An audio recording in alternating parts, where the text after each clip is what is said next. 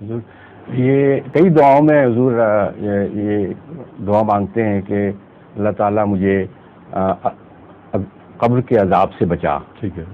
یہ قبر کا عذاب کیا چیز ہے؟ مجھے قبر کا عذاب آپ نے اس سے پوچھا جس سے تجربہ ہوا ہوتا ہے. ہو بھی سکتا ماننے کی بات نہیں. اصل تو ان کو پتہ چلے گا کہ ان کو مرنے کے بعد عذاب ملے گا قبر. مگر بنیادی طور پہ اتنا یاد رکھنا چاہیے کہ وہ درمیانی دور جو روح ڈلیور ہو جاتی ہے انسان کی جسم سے، جیسے ماں بچے کو ڈلیور کر دیتی ہے، اور اس وقت تک جب وہ بلوغت کی ساری کسائے مراحل طے کر کے آخری دنیا میں ظاہر ہوتی ہے، ایک یہ منظر ہے جو ذہن میں نکلتا ہے، ذہن میں ابھرتا ہے. ایک دوسرا ہے جو قرآن کریم سے پتہ چلتا ہے کہ وہی ہے. دراصل یہ جو منظر ہے یہ درست نہیں ہے.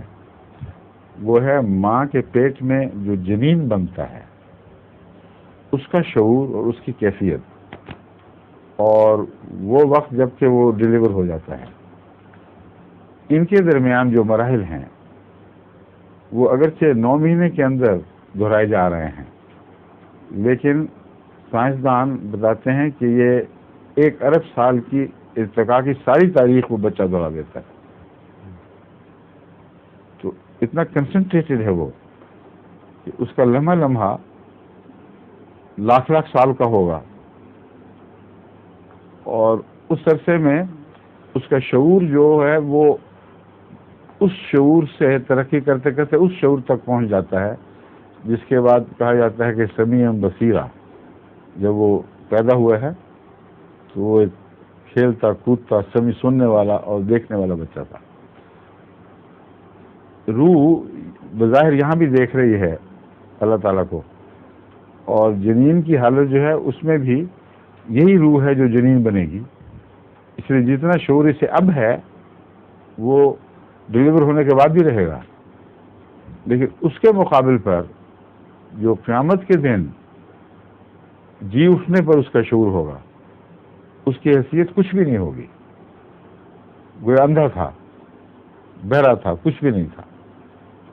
اور وہ جو فرق ہے شعور کا، اس کو خدا تعالیٰ ظاہر فرماتا ہے کہ قیامت کے اللہ تعالیٰ فرمائے گا ان لوگوں کو اب تجھے دکھائی دیا، اب ہم تیری نظر کو تیز کر دیا ہے، حدید کر دیا ہے، اور سننے اور سمجھنے اور دیکھنے کی صلاحیتیں اتنی چمک اٹھیں گی کہ وہ جو جلد گواہی دے گی وہ اب تو ہمیں دکھائی نہیں دیتی، لیکن وہ گناہوں کے جو نقوش مرتسم ہیں یا نیک اعمال کے جو نقوش مرتسم ہیں، مرنے کے بعد وہ ان کی آوازیں سنائی دینے لگیں گی، وہ دکھائی دینے لگیں گے.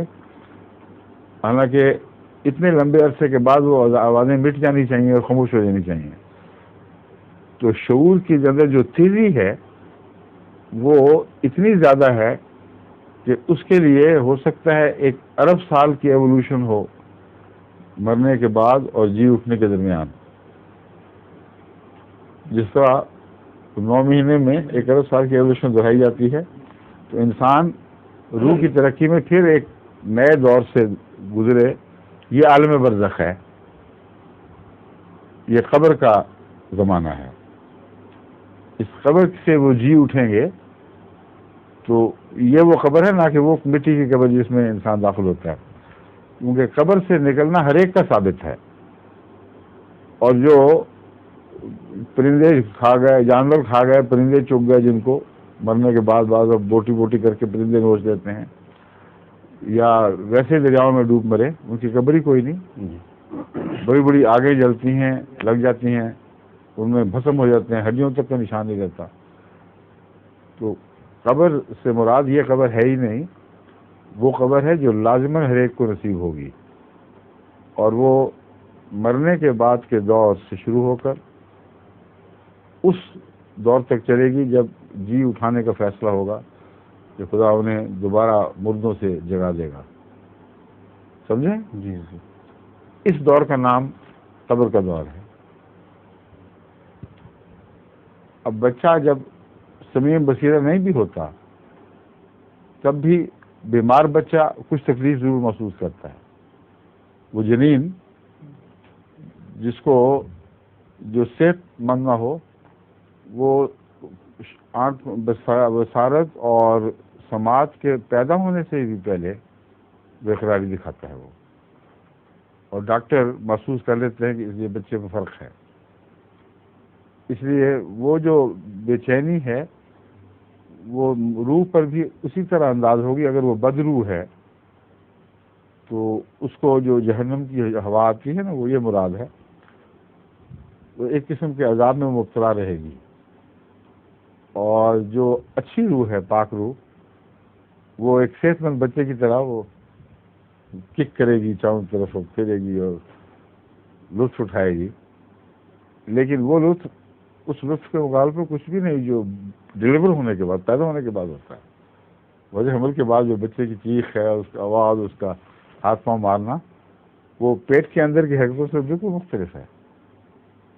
تو اس لیے قبر کے دور میں جتنی بھی ترقیات ہونی ہیں ان کا قرآن کریم میں ہر ایک کا ذکر موجود ہے. ڈلیوری تک، ڈلیوری کے بعد کیا ہوگا، لیکن بہت لطیف استعارات کی صورت میں کہیں ملتا ہے، کہیں تمثیلات کی صورت میں ملتا ہے.